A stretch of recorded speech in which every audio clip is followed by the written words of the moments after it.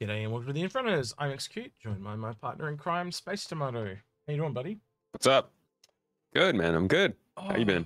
I don't know. I'm tired, but I'm getting a lot of shows pre-recorded. For just another one for the. I guess actually I'll probably do this one this weekend ahead of the stuff. But yeah, getting ready for my holiday, so working hard. Congratulations. Getting a lot done. Yeah. Getting a good break from Star Citizen. I don't know. A bit scared. We'll see. I don't know. Scared to go outside. I don't go outside too much anymore. No, I'm just joking. But yeah, if you like this type of content, Reclaimer. It looks like. Mm-hmm. What did you say? Say that again. I said it looks like you're stuck in a reclaimer. Oh yes. Of course you don't get to go outside. Yes, I am stuck in a reclaimer. Yeah. So if you I'll do that again. Like this content, don't forget to like, subscribe, ring the notification bell, and yeah. Especially if you like what we do here, that's the best way to help us out. Give us a like or a subscribe. Really helps us go that extra mile. And if you want to go the extra mile on Patreon, you can do that too. It's totally up to you. But any help is appreciated. Smash that like button. Thank you. All right. So today, Space Tomato and I were throwing around ideas for a show, and he brought up the economy.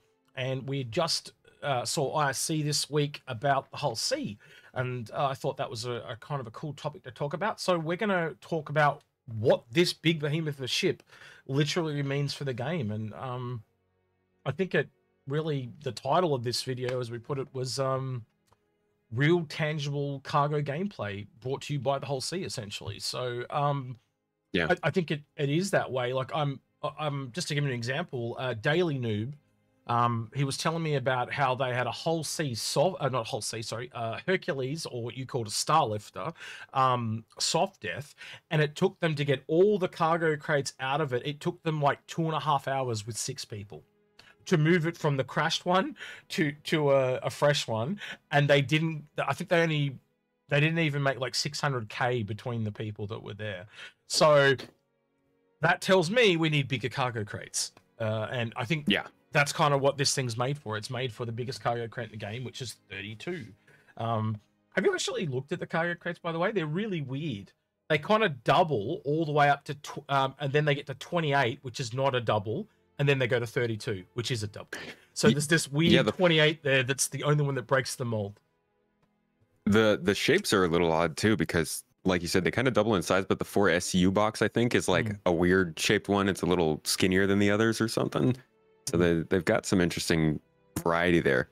But the mention of that, it feels like that kind of like talks about the economy and what we expect to make. Like 2.5 hours, 600,000, you said per person or across all of them? I think it was across all of them.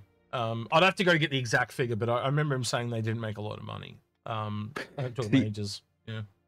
I keep dealing with this thing. I think we talked about it a little bit in that last show we just filmed.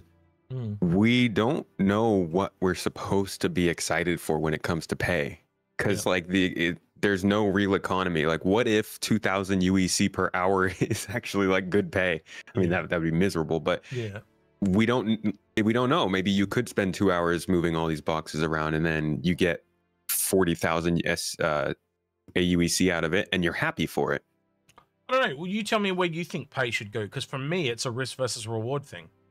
If you're doing something, definitely high security, you know, like high risk and high reward, it's just how almost all gameplay works. Look at it this way: any game you play on a higher difficulty level, you get more. It's that simple. Yeah. You know, so of course. You know, if you want to be a solo player and play it safe, slow and steady, no problem. But if you just want to go, you know, make what that person makes in an entire day in 10 minutes, you should be able to do that too. But you could risk everything.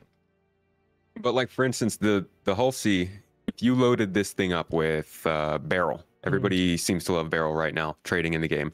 You loaded the Hull C up with barrel, you might completely drain an outpost and then have a complaint that you couldn't take all that stuff to trade it, because you expected to get a 1.5 million payout or a 5 million payout, whatever it might be. But in reality, maybe the game is trying to tell us that that's not even possible, and that you're not supposed to ship something at that scale that is that valuable. In which case, should we then expect that we're only supposed to make, say, 200 to 400,000 when we're shipping barrel, and we need to scale down our expectations, or should they be buffing the resources so that we can do that with the Hull C? Well, this is an interesting thing. We've heard a lot of people talk about how, well, they're going to have to buff the entire economy for the Hull C. But let's look at it from a different point of view. shouldn't ships be taking it from the outposts to stations, because the whole sea can't land? So it basically means it's not just an increasing of the economics, it is a more structured delivery scenario. So instead of you picking up at one place and delivering all the way across system to the other, it's more likely you're going to deliver to a station, and the whole seas are going to be the ones that go through between the stations. Yeah. So my point of view is that the new missions that they will have to bring in for this beast, I don't think they're going to be going down to planets. I think they're going to be exclusively going from station to station. Right. Do you think they're going to actually have missions? Because right now, cargo hauling is all pick up the stuff, spend your own money, and transport it. Do you think they're going to have literal cargo hauling missions where you're not putting your own money on the line? You are picking up something an NPC wants you to and just taking it to another place and getting paid for that rather than getting paid for the commodities that you're delivering? I think eventually, but I also think that they'll have requirements. Like if you're transporting an AS cargo, they would also expect you to have an escort of some description. There will be requirements, you know, or they will provide an escort for you or things like that, right? So I think there'll be ones where you can put up your own money. Again, risk versus reward. If you put up your own, you get paid more. If you don't put up your own money, you get paid less, but there's less of a risk. I think they'll eventually be both. So as an example, you're out, let's say you're flying around Crusader and you get a ping for a cargo mission. Orison needs 400,000 kilograms of steel because they're making spaceships. You have to basically source that steel, find a place to pick it all up, and then get it to Orison. Are we talking about a whole sea goes to one place at one space station, maybe picks up that steel and then transport it? Are we talking about the whole sea that another space station maybe has to put out missions then to smaller cargo haulers to bring that stuff to the space station so that the whole sea can pick it up and take it there? Like, what I'm trying to figure out is, with this whole supply and demand thing they want to do across the system, how many of the different steps of getting those commodities are going to actually be sent out as missions? You're essentially asking us, how is Quanta going to work, you know? And the example I would give to you is like the post office. Like, if I get a letter, it literally gets sent from, you know, the small town I'm in to a capital city, and then from a capital city to another country's capital city, and then it kind of filters up and then filters down, and it'll be the whole series does exactly that. You've got, you know, A, B, C, D, E, you know, and if you kind of go through it all, the A's and B's are really going to be mainly just going from planet to station. That's going to be their main source of income, because they can land where the others can't. You've got the C that'll probably be most likely in system, and then the D's and E's will be multi-system, and the E specifically will probably just be like on a giant highway. So if it comes into Stanton, it's only really going to stop at the station at Virginia Point at ArcCorp, because that's the main planet for the entire system. And then everything it delivers to that station will be dispersed out by whole sea to other stations and then filter down. And it's the same thing. It's going to filter up the other way. So you, like your example of the steel, if there's a mine on Hurston, you know, the Quanta system is saying this is needed here. And so the call kind of goes out across the thing. We are looking for this stuff and we are buying it. You know, those cargo commodity rates, you even see them come up on the screen right now. Change of commodity prices, right? So that's telling everyone we require this. And people, as a cargo delivery person, you're going to be looking what is the best value. And if a station is out of it and that a whole sea is looking to transport it from there to there, you will get one locally to say, we need whole A's and B's to do this. We need small cargo lifters to do this. So then it's all interlinked. So then are you thinking something like how Xenothreat works? How they have a number that they need to fulfill, and any person in that area can put cargo towards that number? Because then what happens if, say, another example using ArcCorp, like you said, ArcCorp puts out a call for 500 SU of steel. And does that call then go to the space station in orbit? Or does it go out to everybody? Well, it might be even a little bit different than that, because they're using shops to buy it. You know how you've got so you currently have certain stations have cargo decks where you can go in and you can kind of sell off your cargo. But isn't it just the AI doing that? So the AI comes up, sells its cargo off, but the next hull A that comes up virtually, you know, the AI when we sell stuff at the moment, it gets less and less. The more of it they have, the commodity changes. So I actually think everything's going to be completely in flux. They sell all that off again and it goes lower, the price goes up again. So everything's going to be constantly ebbing and flowing. It's just like the real world. Everything's that complicated in the real world. Right, but if the call is going out from the city and they want a certain amount of material and a Hull C can't go down to that city, could the Hull C possibly be just completely skipped? Like, what if somebody has a star lifter and they run 3 runs from a nearby moon down to that city and they fulfill that order for steel, whereas somebody else had their Hull C and they had went and got it from another station and were trying to bring it to Baijini Point in orbit. And suddenly those people don't need their steel anymore. And that's the interesting thing. There can be multiple orders. Because like I can put an order out at Crusader and it filters up to Port Alisar, from Port Alisar across to Bajini Point, and then from Bajini Point down to ArcCorp. Like, and it's saying, we want to get this because we're trying, well, they don't need to say that we're trying to fill this, but the reason they want it is they're trying to fill that, right? But the same token, someone that's on ArcCorp and say they've got a Banu Merchantman, they can see the order for Crusader and they go across and fulfill it, and all of a sudden all these guys don't want it anymore. Ebb and flow. Right. Risk versus reward. And then those reward. people who are halfway to fulfilling it are left with a ton of steel that they don't know. Yeah. So I don't know. This is the kind of system that exists in EVE, I think. Have you ever played that game? Do you know how that works if somebody kind of supersedes your own delivery? No, but I've been told that it's a complete Excel sheet. But like my example of this, and the person that would be really good for this episode is SA. SA worked in a lot of logistics stuff, so he'd be able to talk about this to the cows come home. So maybe down the line or closer to 320 coming on, we could do this again and get SA to come on and specifically talk about logistics. But for me, most of it is going to be that ebb and flow of Quanta, and I think this shows eventually where the Quanta system is going to go. Like this first interpretation, which is where you just kind of park at a station. The other part we haven't talked about is what they showed in IRC is a temporary loading and unloading. We're actually going to have things like, you know, the raft. That is actually a sky crane that's deliberately designed to unload these massive 32 SU cargo containers. So there are going to be multiple ships, not to mention the tractor beams on this thing. It'll be also unloading itself. There might even be tractor beams from the station. We don't know exactly how that works yet, but you know how you see all those cargo boxes along the outside of the actual station? Eventually that's what's going to happen. It's going to go on and off the actual station, you know? So yeah, it's quite an advanced system. Yeah. And you talked about briefly the idea of the cargo delivery being different from one station to that one, and that one down to the planet's surface. Let's talk about how they're going to force players into understanding that that's how cargo hauling works.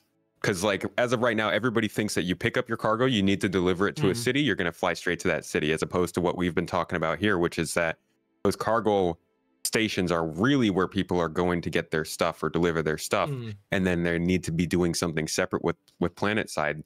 How do you think they're going to split that up? I think it really comes down to the ships you use, you know, and I think a lot of the starter ships, because they are like, if we move out of Stanton, right, and look at Pyro, the distances become heaps greater, and you can't just get in a Hull A and go all the way across the system. It just doesn't have the fuel to do so, right? But you can land a Banner Merchantman, fill up a Banner Merchantman, and go all the way across the system. So it's an advantage a player will have, but it's also an advantage the higher up you go will have, right? So for example, though, but the limiting factor with a whole series after the sea is it can't land. So it's a really interesting juxtaposition. Do you take the stable Hull CED approach of relying on the stations and just going between, never have to land, don't have to worry about the extra fuel to land or anything like that? Or do you become your own self-sufficient Banner Merchantman owner and you sell your own stuff at random outposts? Do you go to rare locations? You can see how it's all interlinked. You get a strength in one place but a drawback in another. It is perfectly designed. I really like the way it works. It ebbs and flows, and where one ship has a weakness, another has a strength. And that's a really good source of game design, that rock, paper, scissors analogy. And it's also kind of why there are so many spaceships. People will talk about, oh, this ship is so much like that other one. But you take something like a Starlifter, which carries maybe 100 SCU more than a Hull B. Both of those can fly down to a planet, but the Starlifter has VTOL. Yep. So you might have an easier time landing and conserving that fuel, like you said, saving the health of your components because you're not overheating your maneuvering thrusters. And you got those like really specific choices that you can make for each ship based on what you want to do. Maybe you want to see a lot of planet side locations. Maybe you want to do trucking simulator and be in quantum travel the whole time and get interdicted and play with your turrets and stuff like that. Even those ships, though, you can see the difference between those two. Like, so the Hull B, I would make the assumption, you correct me if you think I'm wrong, that would be quicker to unload because it's all external. You can kind of come at it from, you know, essentially three sides, top, left, and right, where you've got to kind of come up and in and pull out of the Hull A. And, you know, so you've only really got not as much easy access to it and stuff like that. But again, we haven't even got into other things that come down the line as well, which is different tech levels. We know you've got high, medium, and low tech, right? So let's just take, for example, take the hand trolleys as an example. That's low tech. But then we've also seen them have the hover ones. We've also seen drones that can pick them up and unload. We've got tractor beams. We've got forklifts. We've got entire ships to unload them in space. So something like a Hull C is probably going to be much quicker to unload than a Hull B, because when a Hull B goes down to planet, it's got gravity to deal with, you know, and maybe it becomes a more of a hand loading process where you can see very quickly what I'm trying to talk about, right? This is a complex system that we can't quantify yet because we don't have all those moving pieces in place. So you take your ship to a station, it's designed to be loaded and unloaded. If you go to a remote outpost, but you've got to get the whole thing unloaded, it might take you an hour or two because you've got to do it by hand. Much like what Daily Noob was talking about when he said it had to be all, you know, and that, again, that's also maximized by the size of the cargo containers as well. You might, there are things we've theorized where might be quicker for you, and I'm just going to give you a rough example, to take a mule with you in your cargo so you can unload quicker when you get there. Because they might not have that level of technology. You might even leave it there so the next time you come back that it's quicker. And you can, you know, and yet another reason to play the game differently. If you want to be like, maybe there are really high prices to be had if you're transporting cargo out to Pyro, but like you said, they don't have the infrastructure or the NPCs to help you unload that stuff. So it ends up taking you longer to do it anyways. It's like a lot of variables that go into this system, and it's the backbone of the whole game. Like everything starts with cargo. If you're mining, you got a cargo deliver. If you're transporting weapons, you got a cargo deliver. If you're a freaking pirate, you care about cargo delivery. So this is probably one of the most important aspects of the game they have to nail. I wish they would tell us a little bit more about how that's going, though. And we haven't gone off into different types of cargo, different, like smuggling's a form of cargo, but it's smaller but higher value, but it's also a cross with combat. So there's all these little SKUs that mix in with each other. So, you know, you've got combat and cargo in the middle, smuggling, you know, so 6 degrees of separation between almost everything, which is really good, really well designed. And you get bored of one thing. You can see this quite honestly. You might be really into cargo. And it's like, oh, I just been over it today, so I'm going to go do some smuggling. Same thing, but just a bit of a different spin, you know? So I can see people bounce. I don't think most people are going to, well, you correct me if you think I'm wrong. I don't think most people are going to stick to one thing. I think they're going to kind of say they're really into cargo. I think they'll bounce either side of it, if you know what I mean, which makes it more appealing. It's also interesting because I do think that whatever they do for this, whatever they choose as their method of going forward with cargo, this almost feels like we're actually getting the cargo hauling profession. Up until now, it's been just kind of there, you know? They were able to do combat and cargo, and that was like the basics that they wanted to get done. Just kind of like how they did mining, but it wasn't really structured into the game until with 3.19 and some of these other things. I feel like now they're really setting down the line for cargo, and this could be the format that they use for passenger transport, for data running, because those are other types of cargo. And, you know, following that pattern might be a good way of just doing those. I think the other part of it that's interesting, it's kind of like having the Vulture and the Reclaimer, because you've kind of got the starter ship, which is kind of what we've had up until this point with the, you know, the quarter SCU and the 1 SCU, now the 2 SCU. And now we're going to right to the other end of 32, and then they're going to come back and fill in that whole gap. So you've kind of got these two extremes of almost, you know, these tiny cargo boxes to the end. But seeing those two juxtapositions, you're going to be able to fill in the gap, so to speak, and see what everything else is coming. It's going to be really interesting at the end of the year when this all falls into place. How do you think we'll be doing removing cargo from the Hull C? We talked about some ships and tractor beams and drones that could do it. How do you think it's going to look at a space station, at a orbital space station, when people are trying to come in and get their ships unloaded? Organized chaos. No, but I really organized. Well, Badgers is the one that kind of floated the idea when we were talking about the raft a couple of years ago now. And if you remember, that was actually due to come online with the cargo refactor right at the time. And if you actually look at the raft, there is an incredible amount of geometry on top of that thing, way more than it should have, right? And if you think about the way it would be operated as in a sky crane, one person moves the ship around in the driver's seat, but when you walk to the back at the top, it is perfectly situated to look down and like in, you know, those really big cranes that they have at the seaports? They actually sit and look down the same way that this thing does. So we expect that raft is going to unfold and extend itself, and it literally is a crane that can move backwards and forwards at quite a distance. So it can literally, you know, go from the Hull C over the big cargo area of the station and load it onto the station. And so that's what that thing, why it extends, is so it essentially becomes a bridge between the station and the Hull C. Or initially, so you think the raft is going to be kind of the go-to way of doing it? Eventually. Right now, obviously, we've got that temporary transfer method, and obviously they don't want to do the raft straight away, and that's why they pitch the raft as a cargo ship. But it clearly, I don't know, you tell me, you've looked at the ship yourself, can you see the I think it's probably been a while.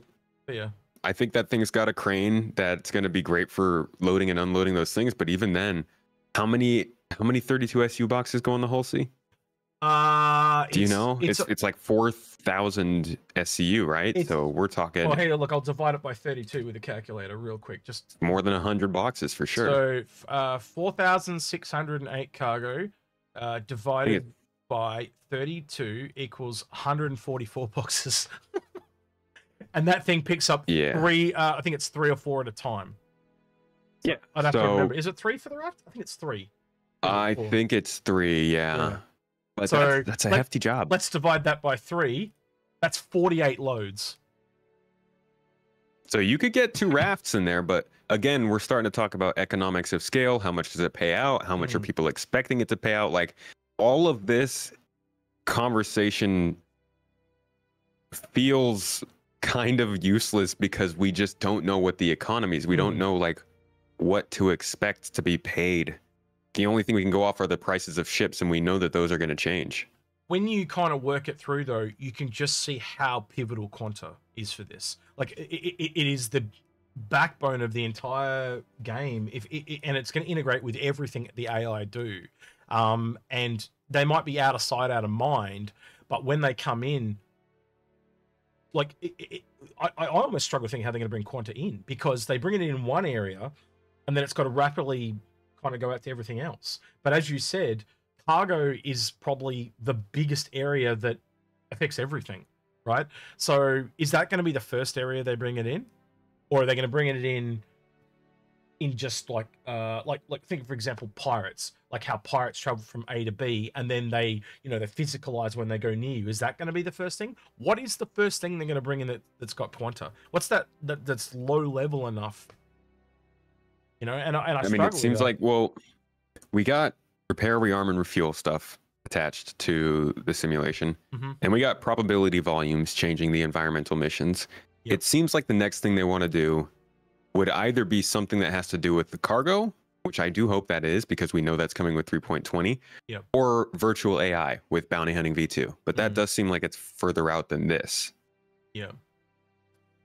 So, yeah, I don't know. They are bringing it in over time, but one of the biggest things that people are just worried about is like you go to an outpost and you want to buy up a bunch of supplies, they're gone because they're all spread out across all the servers going to that one place. And I think if are they going to boost those numbers? If you correct me if you think I'm wrong here, right? I think the like a station kind of essentially holds most of what the planet has been delivered, right? So essentially, if you think of it like the space station for one planet, everything that it's getting is evenly just like, say there's 5 mining places, then all the mining resources have to be brought from there. So a fifth of each one needs to be at each one.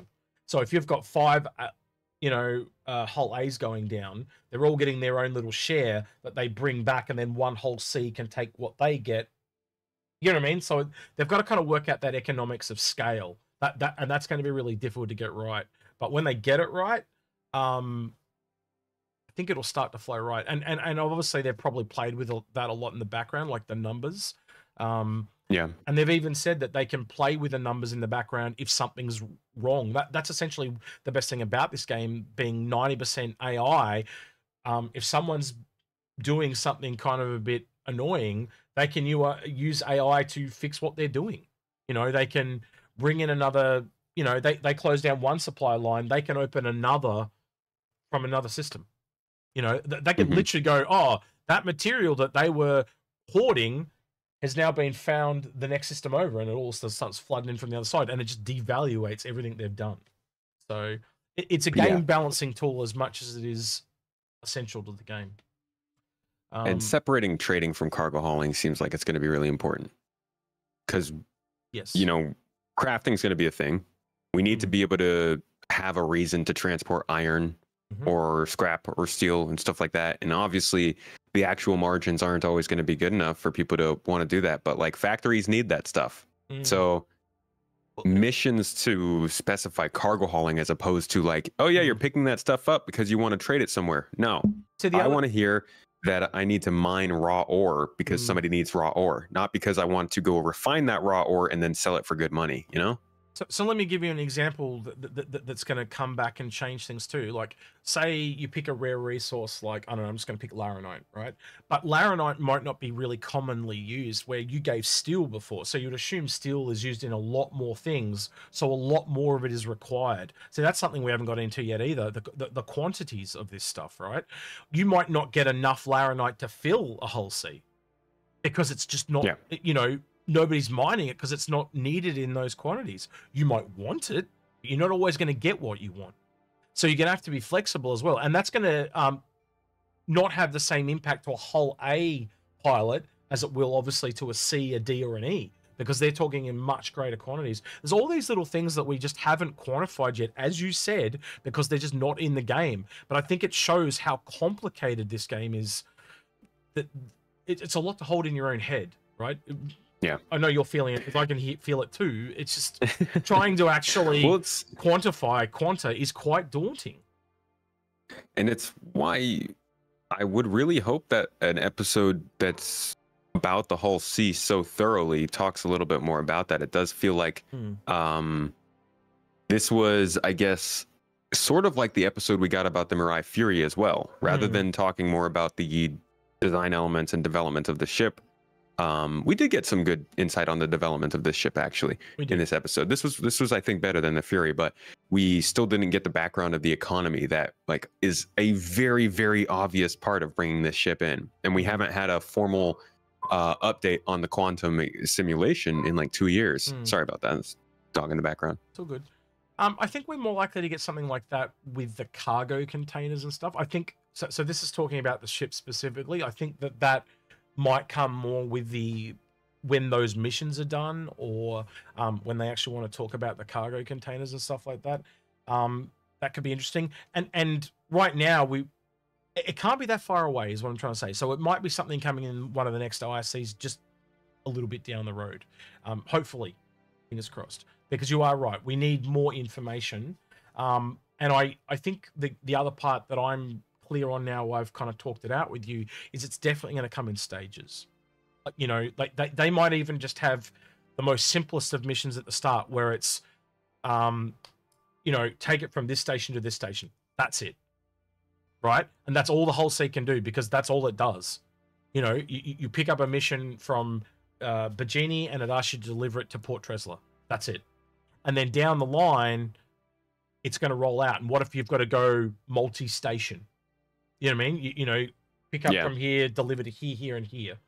But then on your way, get this and this. So you might even find that you're doing, unlike a a regular cargo mission, a box mission, you might be doing 3 or 4 of them at once because of the places you're traveling. And I think this specifically, you know, once we start having multi-system, I think that's where the cargo missions are going to come into their own. Because right now they're a bit linear. I think they'll become a lot more complex as time goes by. But, you know, it's all about what you enjoy. And I think some people will really enjoy the logistics of it. There will be this whole logistics gameplay about where the cargo's got to be laid out, where it's got to be, different temperatures, that type of thing. They you know, I'm expecting cargo ships down the line. The only one we've got right now, by the way, is the 400i that has those temperature-controlled rooms. I'm expecting full... Well, think about it in real life. You know how you get the box trucks? Like a U-Haul, like essentially like a U-Haul looking truck, right? And one might be doing your fresh fruit and veggies and your Amazon parcels and stuff like that. But then you've got the refrigerated ones that do your ice cream and all that type of stuff. Where's that in Star Citizen? Where's the opposite? Because space is cold. Where's your heated ones? Because if they get too cold, they die, you know? So I think that's all yet to come. And it's, you see, it's getting really complicated. And I'm probably putting too many things in, but I was trying to show you how big this system is. And I think you no, it's huge. Yeah. Recently we've been seeing more kind of mentions of cargo missions, and especially the monthly reports. We have what they're calling, I think, cargo consignment missions, I think they're called. It's a very, very interesting word choice. Right here. You remember how we were talking before? Retrieve. Remember we were talking before about because they can't go down to the planet, consignment is this is a part of a consignment. So someone's delivered something from here to here, but you're only going to deliver it for this middle section. Yeah. That's why I think it's called a consignment mission.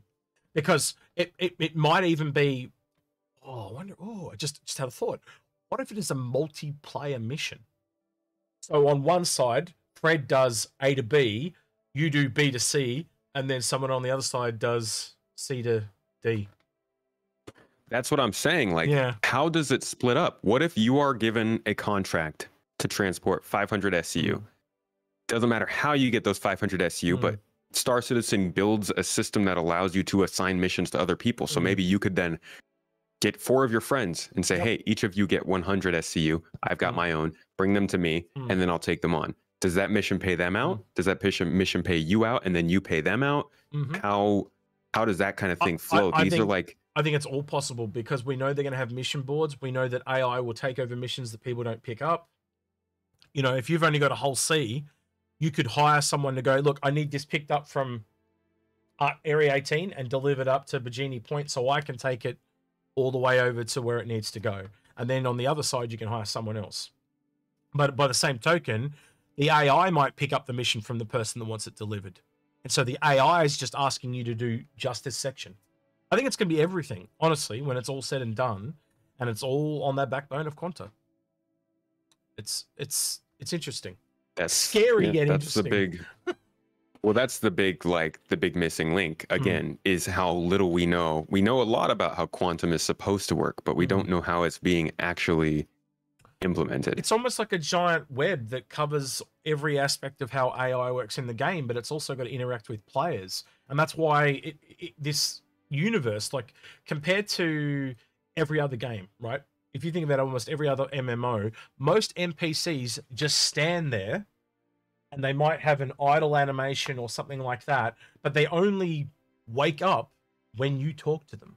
And if they are, I think the only other step I've seen beyond that is where they're on a loop cycle and they just walk around the area and that's it, right?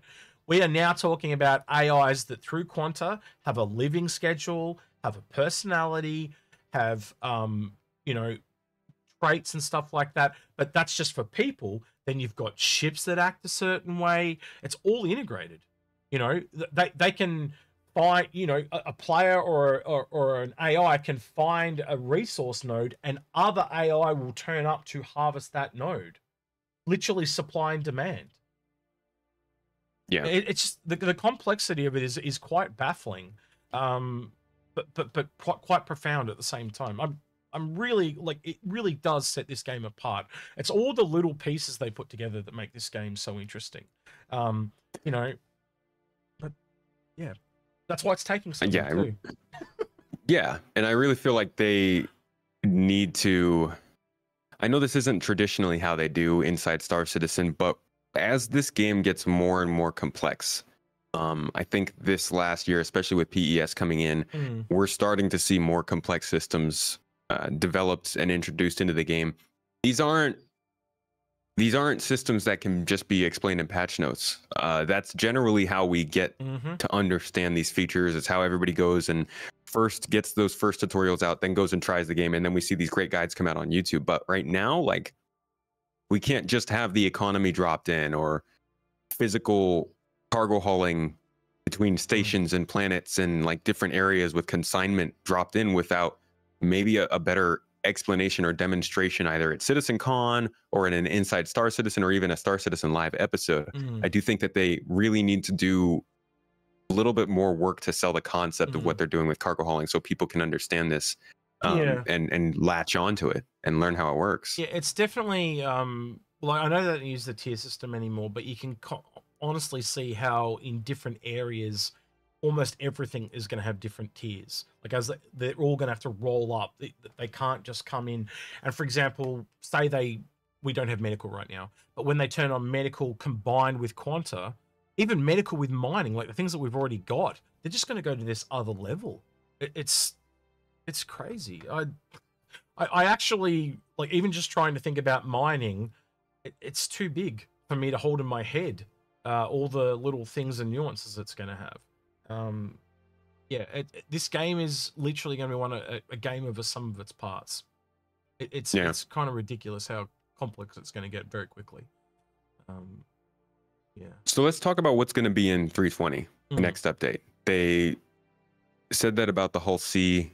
They mentioned it does look like from the demonstration that we're actually going to have physical cargo loading timers. Did you see that? Like, we will. Do you think that's only going to be limited to the Hull C doing that external loading, or do you think that's part of the next stage of the cargo refactor and that sort of, because we know that's part of the cargo refactor. I'm sorry. We know that's part of the next phase of the cargo refactor: freight elevators, loading timers, costs for loading.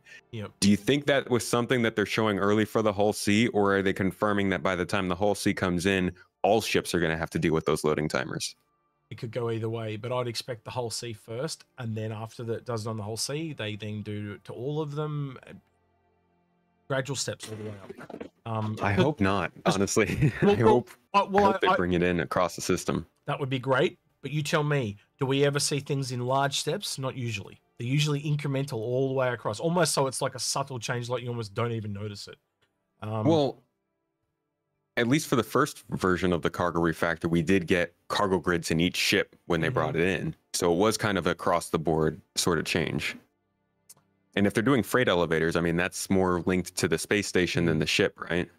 It's where they choose to make it go. I could literally just sit here and say, I don't know, because it literally is where they want it to go. You know, how long is a piece of string? It's like how much time and effort and how many people they're putting behind this to get that across the line, and where it's at right now. Can they, you got to remember, it's the Hull C is fundamentally different from most of the ships we have right now, because most of the ships we have right now, they will be loaded in a hangar. The Hull C is external. It's loaded at a station, right? So that's a different system. Is that, because that's essentially two different systems. Does that mean they've had two people working on it, one for the normal ships and one for the Hull C? And when I run that through, I come back since bare minimum. Since they're just magically spawning the boxes, I'm guessing it's the same system, right? It's not like they're saying that there's a difference between the NPCs walking the boxes out to your ship in a hangar and a cargo drone taking it from the cargo deck out to the Hull C in space. It's all just I boxes are loaded on your ship. I guess the low level, well, they wouldn't actually need the graphics for inside the cargo.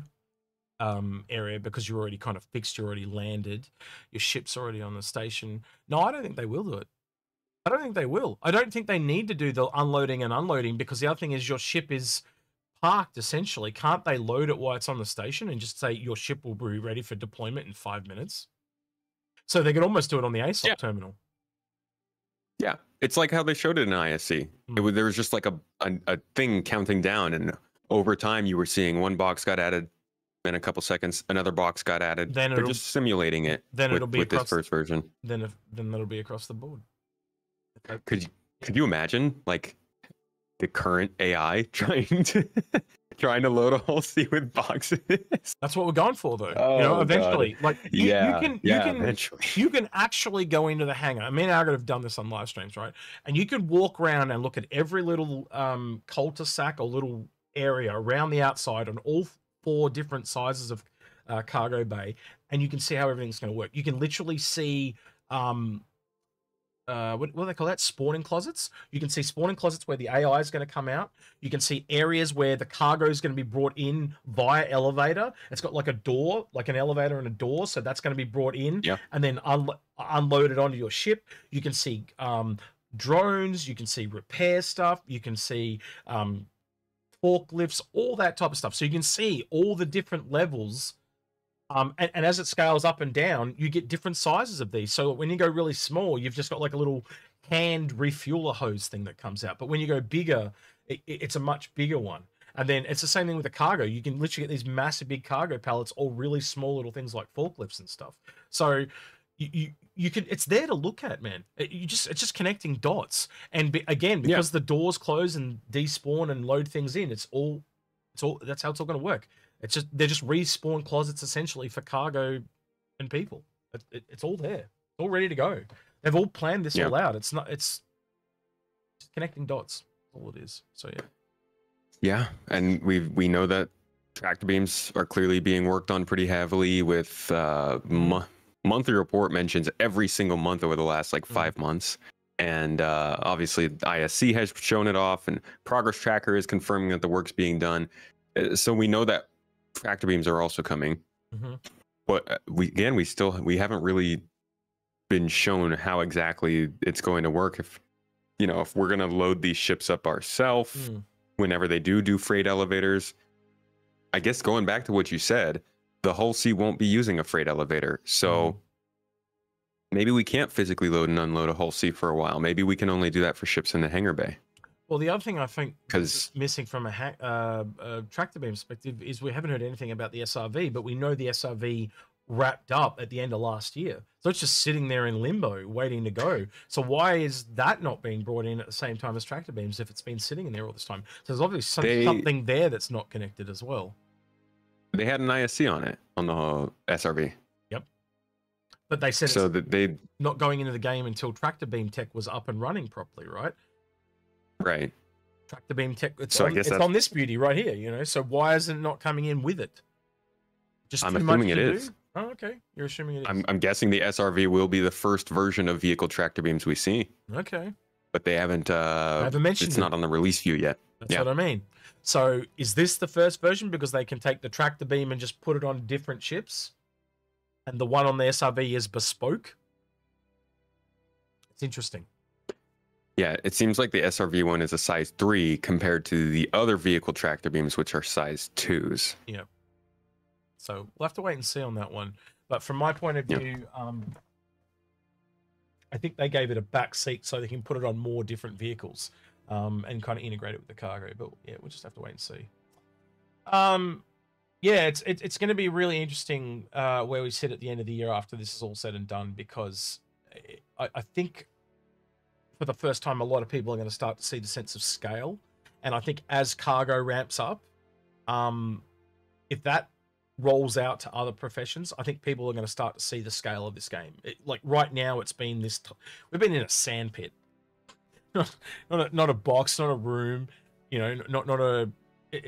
We've been in this tiny little sandbox for so long, and I think it's just about to start to expand with all the tools they've got done. And I think that'll only happen with time, and the release of Squadron 42 will eventually, hopefully, release the floodgates. So yeah.